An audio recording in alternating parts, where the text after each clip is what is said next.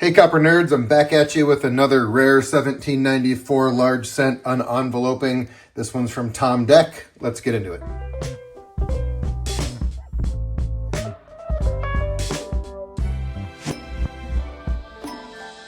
So I'm getting pretty close. Well, I'm about to hit some real roadblocks, but I'm getting closer on assembling all 58 varieties of 1794 Large Cent. And the toughest varieties are the heads of 93 for the most part, the toughest segment. And I'm almost done with those. What we have here is a Sheldon 19A. Once I get to it, always a little note from Tom. Thanks, Tom. This one's sort of mid-grade throughout the range. This is a tough variety. It's an R5 plus. And this one is a tracked as a 20 net 5. And there are some considerations for us to discuss. And those considerations are that this one is covered in verdigris, but it's also tracked as such.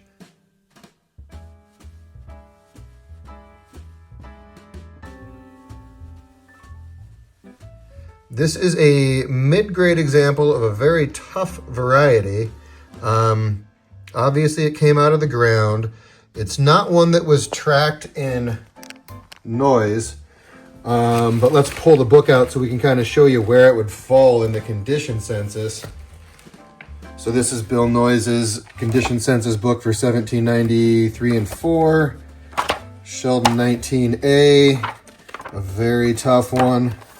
Let's see, as to not set it on the coin.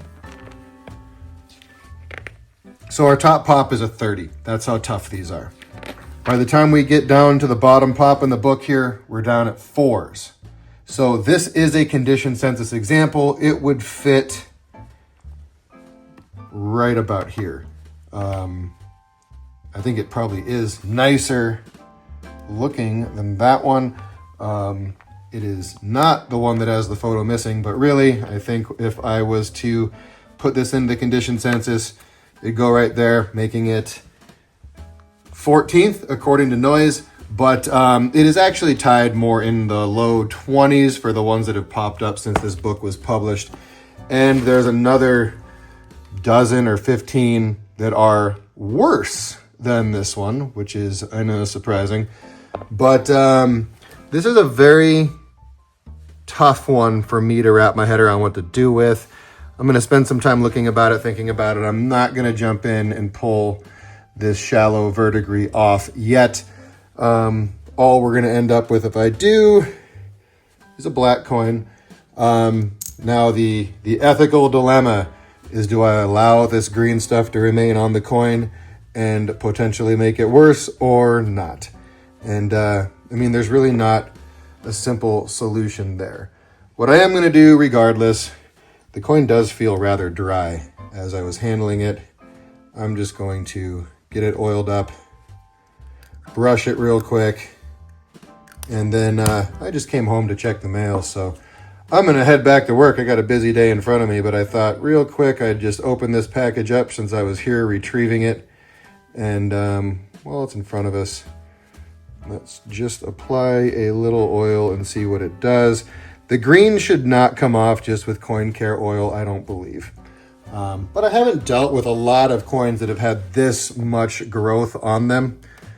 But my thought process is that at least encapsulating it or saturating it in oil should help prevent further growth, should help keep some oxygen away.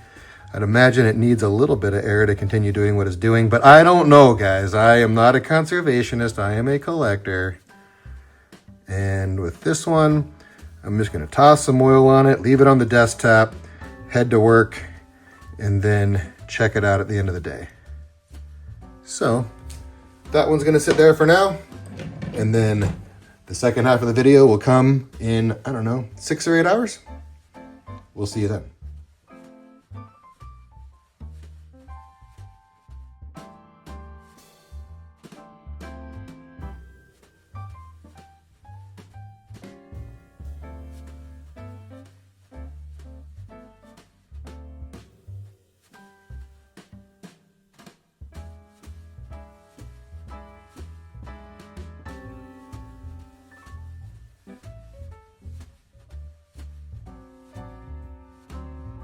Well, I'm back from work and I have a little bit of an update.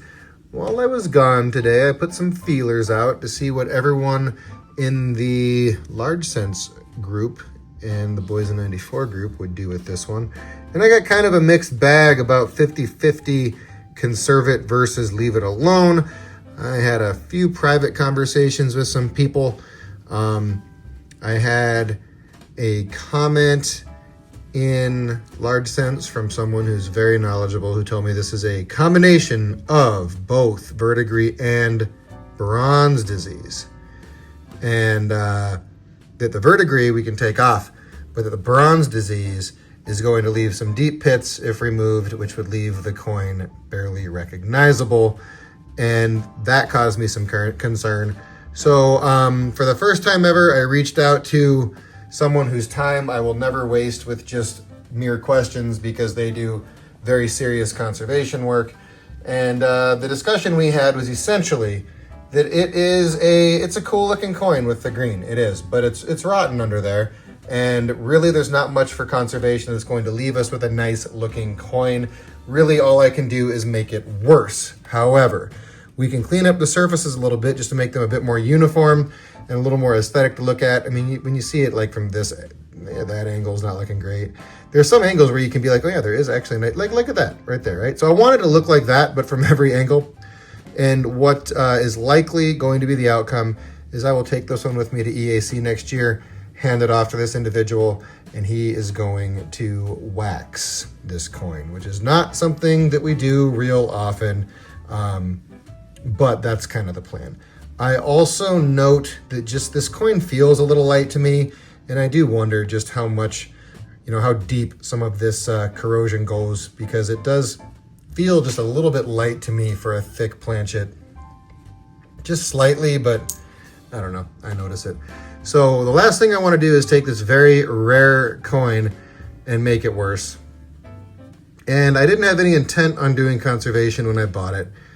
And what I'm going to do for the time being is just keep it oiled and safe, get it into the hands of a conservation expert whom I trust, and have him check it out. And if he stands by his initial thoughts based on looking at it just in photos, I think this one's going to end up getting some wax, which is not something that I've ever done intentionally. I do have several waxed coins. We talk about them every now and again. But this one, just to improve its aesthetics a little bit, since the ground has done enough damage that it is not going to conserve back to a coin that looks as nice as it does here, because we're going to have a lot of pitting. We are going to wax it, try and seal everything up, and monitor it and hope for the best. That's the plan moving forward. Just inserting a quick clip showing the 18A and B, 19B, 19A, 18A, 19A, 18B, 19B. So it's all the same obverse. And, I got a couple that are black. I got one that is brown.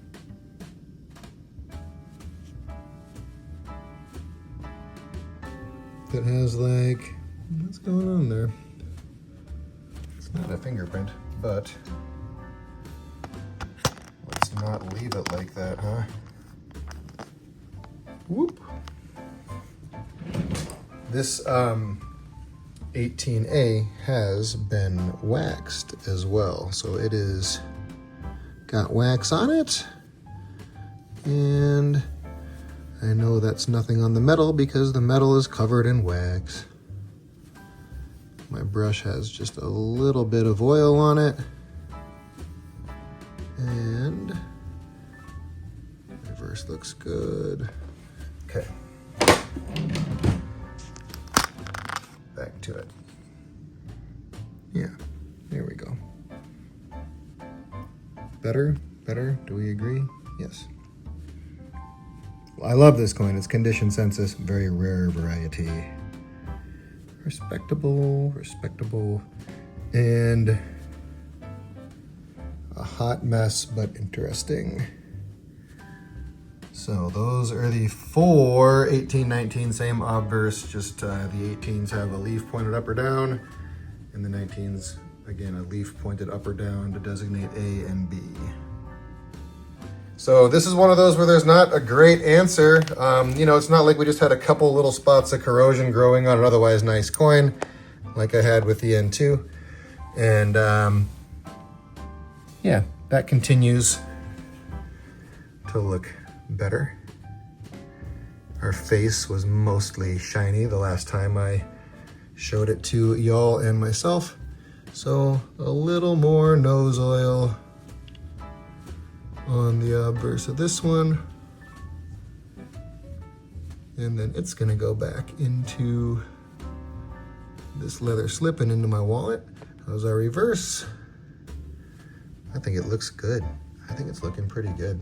Even the edges are toning back up nicely, or recoloring.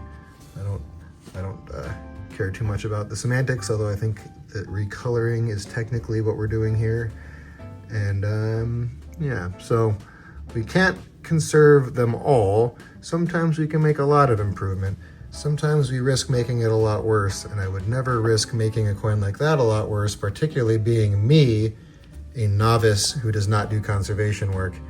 I am going to get this one into the hands of some knowledgeable folks at EAC and make sure it gets treated right. I'm not going to tinker with it just for fun on the channel because I don't want to screw up such an important coin. So now I have a Sheldon 19A in my collection. The only header 93 I'm missing is the 20B. So I'm getting that segment knocked out pretty quickly. And I'm gonna be out of town for a few days, so I won't have any videos for a few days. I gotta go work. Work's getting in the way of our fun. But so I'm gonna leave this video with you. Probably check in with everybody on the weekend with some updates. I have a couple more coins coming. Two that I'm pretty excited about. So you'll be seeing a couple more on envelopings when I return. And with that, feel free to hit me up in the comments. This one is certainly discussion worthy. But we have to make the hard decisions at some point, and for me, on this one, the hard decision is to be patient and to wait and to get it in the hands of some experts and let them look at it, and not to monkey with it myself. Thanks for checking this one out. I'll catch you in the next one. Peace.